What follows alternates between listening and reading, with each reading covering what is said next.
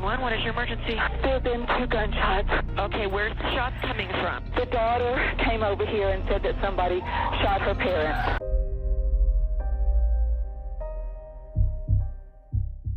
Bellevue, Idaho, a small town with a population that barely reaches 2,000 souls. In a seemingly serene mountain town, nestled among vast open fields and towering pine forests, there lies an unsettling undercurrent, punctuated only by the faint, distant hum of the highway. It was the sort of location that seemed untouched by darkness, a facade of tranquility where the shadows of misfortune never dared to linger. Before we begin, let us know in the comments what city you're from. The next episode might be about a crime in your region. Yet, on that fateful morning of September 2nd, 2003, a 911 call shattered the facade, forever altering the course of events.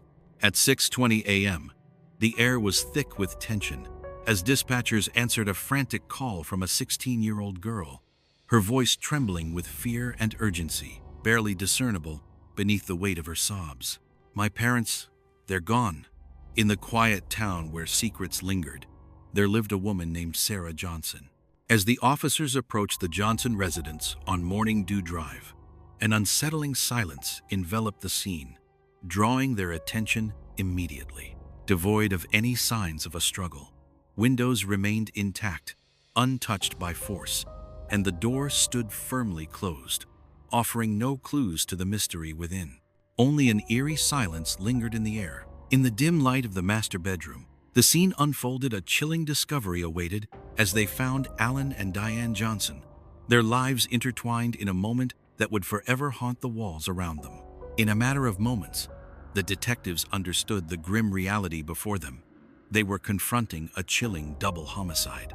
In the quiet town of Bellevue, the family held a reputation steeped in respect and admiration. Alan, at the age of 46, was a construction manager, a figure defined by his practicality and relentless work ethic, the sort of man who arrived before dawn and departed only when the sun had long set. Diane, 52, was a dedicated nurse, known for her selfless service at the local hospital. She also took it upon herself to organize charity drives for the church, embodying a spirit of community and compassion. In the small town, Sarah was a name that echoed through the streets, a girl who shone with brilliance, her athletic prowess unmatched, and her voice unafraid to speak out. To the unsuspecting neighbors, they appeared to embody the quintessential American family, a facade of normalcy that masked the darkness lurking beneath the surface. That morning broke the facade. As the sun dipped below the horizon, crime scene technicians moved methodically through the house, their eyes scanning for the smallest clues that might unravel the dark mystery within its walls. The Johnsons' car sat ominously in the driveway, untouched, with no valuables missing and no trace of an intruder to be found. In the dim light of the kitchen, detectives stumbled upon a chilling discovery nestled within the trash can: a solitary latex glove, a bathrobe bearing unsettling residue, and a towel that, though freshly laundered, held the faintest trace of a stain that whispered secrets of its past. Within the confines of a single glove, a trace of DNA lay waiting, a silent witness to the events that had unfolded. The evidence pointed unmistakably to Sarah Johnson. On the surface, a solitary microscopic fragment of gunshot residue lay in wait, a silent witness to the chaos that had unfolded. In a chilling twist, investigators unearthed a rifle from a nearby trash bin, a .264 Winchester, once the property of a neighbor, now a crucial piece in the unfolding mystery. It was snatched away under the cover of darkness. The neighbor revealed a chilling detail. Sarah had previously ventured into their garage and was aware of the hidden location of the weapon. Each fragment of evidence pointed unmistakably down a singular path. Yet, the notion of a 16-year-old girl taking the lives of her own parents was a chilling reality that defied belief. In the dimly lit room, the detectives leaned in, their eyes fixed on Sarah, treating her not as a suspect, but as a crucial witness in the unfolding drama. The tension hung thick in the air, each question probing deeper into the shadows of that fateful night. She claimed she was deep in slumber in her room when the cacophony pierced through the silence, jolting her awake. As she burst into her parents' bedroom, a chilling sight awaited her. Both of them lay lifeless, the air thick with an unspeakable horror. She insisted she hadn't seen a soul, hadn't heard a single footstep, and remained utterly oblivious to the events that had unfolded. Her voice danced between the edges of panic and an eerie calm, a chilling juxtaposition that hinted at the turmoil beneath the surface. When questioned about her next actions, she claimed she had stepped outside to seek help. However, investigators quickly uncovered a startling detail. A cell phone lay within her room, untouched. Her timeline was a puzzle, one that didn't align with the chilling evidence laid bare before us. The police scrutinized Sarah's recent actions, searching for clues in her demeanor. She found herself entwined in a relationship with a young man, just 19 years old, named Bruno Santos. Her parents stood firmly against it, convinced that he was a malevolent force in her life. Alan and Diane had imposed strict measures on Sarah, stripping her of her phone and barring her from any contact with him. In the aftermath, friends recounted how Sarah seethed with anger, labeling her parents as controlling and unfair. She had gone so far as to threaten to disappear into the night. On the eve of the tragic events, the tension in the Johnson household reached a boiling point, with voices raised and emotions running high. Diane whispered to a close friend, revealing a troubling thought. She and Alan were contemplating the drastic step of sending Sarah away to live with relatives, hoping to shield her from the chaos until the storm passed. Hours later, their lives were extinguished. There is a moment in this case that surprised even experienced investigators. Write in the comments what surprised you the most. The forensic specialists meticulously constructed the timeline, piecing together the chilling events that unfolded. 2 shots rang out from the rifle, echoing through the stillness of the night. The gloves and robe suggested a calculated effort by the shooter to evade any trace of their presence, a chilling indication of premeditation in a dark and twisted tale. On the weapon, a partial print emerged, revealing a chilling connection to Sarah. On her clothing, the telltale signs of gunshot residue were found, a chilling clue in the unfolding mystery. In the dim light of the house, a chilling revelation emerged. No other DNA profiles were discovered within its walls. Just 5 days following the chilling murders, the police closed in and made an arrest. In a chilling turn of events, Sarah Marie Johnson found herself facing 2 counts of first-degree murder, alongside an additional charge for wielding a deadly weapon. In that chilling moment, the town of Bellevue stood still, as if time itself had come to a halt. Local reporters labeled it the crime that shattered Idaho's soul.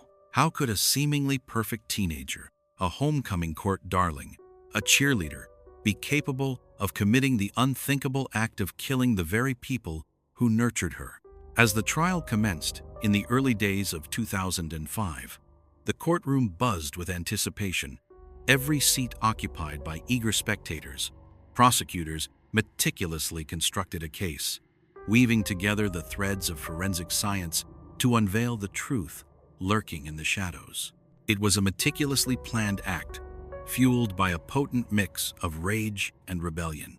Images emerged, revealing the glove, the robe, and the weapon, each piece a chilling testament to the events that unfolded.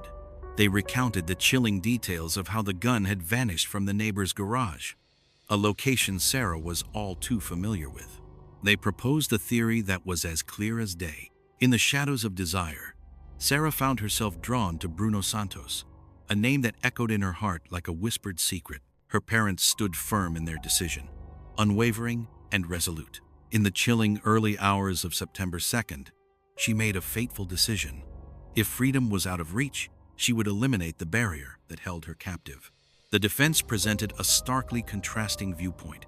They claimed there were no witnesses to the chilling events, no confessions to unravel the mystery, and no motive compelling enough to justify such a drastic act. They scrutinized the management of forensic evidence, asserting that the gunshot residue might have been inadvertently transferred. whispers of an unknown intruder began to circulate, hinting at a shadowy figure lurking in the darkness, possibly behind the chilling events that unfolded. Yet, the jurors listened intently as experts revealed a chilling truth. The likelihood of accidental DNA transfer was virtually non-existent. Every clue led deeper into the shadows, revealing a web of secrets that twisted and turned, drawing one closer to the heart of the mystery. Throughout the proceedings, Sarah remained eerily silent, her gaze fixated on the table before her, as if it held the answers to the unspoken truths surrounding her. She shed tears from time to time, yet remained silent before the press, guarding her story like a closely held secret. Her brother Matt, absent from home and immersed in college life when the horrific murders unfolded, took the stand, his anguish palpable as he recounted the events. He recounted how their parents had been both strict and loving, a duality that painted a picture of stability. Yet, as he listened to the unfolding evidence, he found himself grappling with a dissonance that was hard to ignore. The sister he knew seemed worlds apart from the chilling truths being revealed. Bruno Santos stepped into the spotlight, ready to share his truth. He staunchly denied any connection to the events, claiming he was safely at home that fateful morning, completely unaware of the chaos that had unfolded. He professed his love for Sarah, yet after the chilling events unfolded, she vanished from his life forever. After 6 long weeks of gripping testimony, the case was finally handed over to the jury, leaving everyone on the edge of their seats, waiting for the verdict that could change everything. In a matter of hours, they reached their verdict, the weight of their decision hanging heavy in the air. On that fateful day, March 16, 2005, the courtroom buzzed with tension as Sarah Johnson was pronounced guilty on all counts, sealing her fate in a story that would echo through the annals of crime. The gavel struck down hard as the judge delivered the verdict. 2 consecutive life sentences, a grim fate without the hope of parole, compounded by an additional 15 years for the weapons enhancement. Justice, it seemed, had been served, but the shadows of her actions would linger long after the courtroom doors closed. As the gavel struck and the sentence echoed through the courtroom, Sarah remained eerily still, her expression betraying nothing. She fixed her gaze forward, an eerie stillness enveloping her, as if the very essence of the words spoken had failed to penetrate her mind. In the years that ensued, her defense team embarked on a relentless pursuit of justice, filing multiple appeals in a desperate bid to overturn the verdict. They contended that the DNA testing was riddled with flaws, that emerging technology might cast a new light on the results, and that the police had carelessly mishandled crucial evidence. Every single appeal met with rejection. In the year 2014, the Idaho Supreme Court delivered a decisive verdict, affirming her conviction with a striking declaration. The evidence was deemed overwhelming and consistent. Sarah finds herself behind bars at the Pocatello Women's Correctional Center, a place where her story continues to unfold in the shadows of confinement. Her chance for review hinges solely on a shift in the law, a shift that, as of now, remains elusive. Today, the Johnson house looms ominously on Morning Dew Drive, a silent witness to the secrets it holds within its walls. New families have settled in, their children racing down the same street on bicycles, while the mountains continue to embrace the dawn's first light each morning. But for Bellevue, that day in 2003 marked a turning point, a moment when everything shifted forever. It served as a chilling reminder to the town that sometimes the darkness lurks within, hidden in plain sight. In the shadows of familiar rooms, behind the veil of closed doors, it often begins an eruption of anger, a moment that spirals into the irreversible. In the quiet embrace of Bellevue Cemetery, Alan and Diane Johnson found their final resting place, side by side, forever intertwined in the stillness of eternity. Beneath a solitary granite headstone, 2 names are etched into the stone, accompanied by a single date and the poignant word "together," marking a bond that transcends even death.